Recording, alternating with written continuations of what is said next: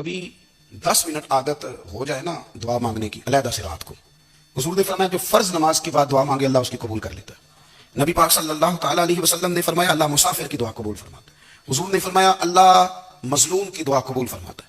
حضور نے فرمایا بیمار سے دعا کراؤ اللہ اس کی دعا قبول فرماتا ہے۔ میرے نبی پاک نے فرمایا ماں باپ جب بھی اولاد کے لیے ہاتھ اٹھائیں، ویسے تو بلے شاہ تو آسمانی اڑ دیا ہی پڑ دیں، جہاں گھر بیٹھا انہوں پڑھے ہی نہیں۔ حضور فرمانے لگے ماں باپ جب بھی اولاد کے لیے دعا فرمائیں اللہ ان کی دعا کو قبول کرتا ہے۔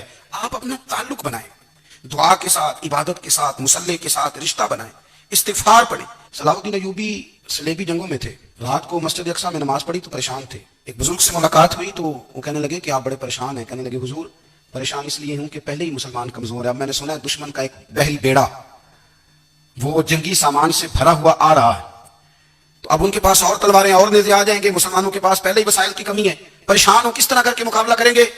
یہ بات کہتے ہی صلاح الدین ایوبی نے بزرگوں سے کہا حضور آپ بھی دعا کرنا، دعا کی بڑی طاقت ہے۔ میرے نبی پاک نے فرمایا دعا مومن کا ہتھیار ہے، دعا مومن کا، دعا مومن کا۔ حضور نے فرمایا تقدیر کو سوائے دعا کے کوئی چیز نہیں بدل سکتی، دعا مومن کا ہتھیار ہے، یہ کافر کے پاس کوئی نہیں، یہ ہتھیار ہے مومن کا۔ اللہ کرے آپ کو سمجھ آیا، پھر سنیں کئی بار کہہ چکا ہوں یہ ہتھیار ہے۔ کافر کے مقابلے میں جو تیرے پاس سب سے بڑا ہتھیار ہے وہ دعا ہے۔ دعائیں کرانی چھوڑ دی، کرنی چھوڑ دی، لینی چھوڑ دی۔ حضرت سیدنا انس بن مالک رضی اللہ تعالیٰ عنہ فرمایا کرتے تھے میں نے وہ رنگ دیکھا ہے جب حضور دعا مانگتے تھے اور حضور کی مقدس آنکھوں میں آنسو بھی ساتھ ہی بہا کرتے تھے، میں نے وہ انداز دیکھا۔ تو صلاح الدین ایوبی بزرگ سے کہنے لگے آپ بھی دعا کیجیے، اور خود رونے لگے اور سر سجدے میں رکھ کے رونے لگے، اور عشاء سے لے کر فجر تک روئے، خوب روئے۔ صبح وہ بزرگ آئے تو صلاح الدین ایوبی کا خوبصورت اور ہنستا ہوا چہرہ دیکھا، کہنے لگے آپ بڑے خوش ہیں، رات تو میں نے بڑے روتے ہوئے دیکھا تھا۔ تو کہنے لگے حضور وہ جو بحری بیڑا آ رہا تھا نا وہ پانی میں ڈوب گیا ہے، اب وہ نہیں آ رہا، ابھی خبر آئی ہے تو میں بڑا خوش ہوں۔ حضور کہنے لگے اٹھ سینے سے لگ اور سن ایک بات، وہ بحری بیڑا پانی میں نہیں ڈوبا، وہ تیرے آنسوؤں میں ڈوب گیا ہے۔ وہ جو تو رات رویا ہے نا رب کریم کی بارگاہ میں تو وہ ڈوب گیا ہے۔ بھائی اپنا مصلی کا، عبادت کا، وظائف کا، اللہ کا سلسلہ اس کو مضبوط کرے، اپنی دعاؤں کے تعلق کو مضبوط کرے۔ دعائیں بڑے انقلاب برپا کر دیتی ہیں۔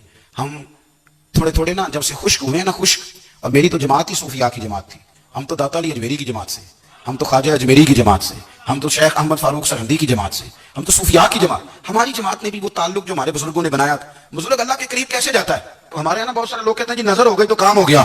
بھائی جو بخاری مسلم میں طریقہ ہے نا اللہ کا قرب پانے کا وہ تو نفل ہے۔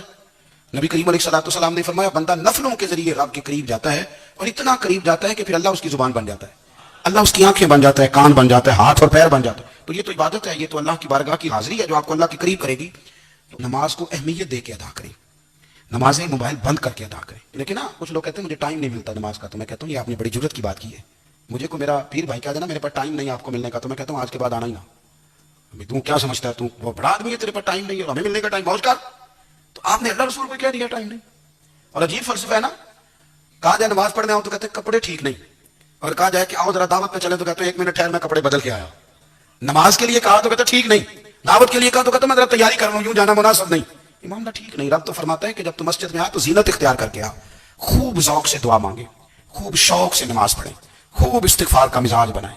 آپ لوگوں کے بیچ رہ کے سکھ حاصل کرنا چاہتے ہیں، لیکن آپ کو پتہ ہے کئی مہینے غار حرا میں رہنا بھی مدینے والے محبوب کا طریقہ ہے۔ ہر سال اعتکاف بیٹھنا الگ سے، یہ بھی حضور کا طریقہ ہے۔ مسجد نبوی کے اندر دروازہ کھلتا تھا نبی کریم کا، پر گھر کے اندر نفل پڑھے نبی پاک، اور حضور فرماتے ہیں کچھ نفل نماز گھر میں بھی پڑھا کرو، گھر کو قبرستان نہ بناؤ، ہمارا گھر اللہ کے ذکر سے آباد ہوگا۔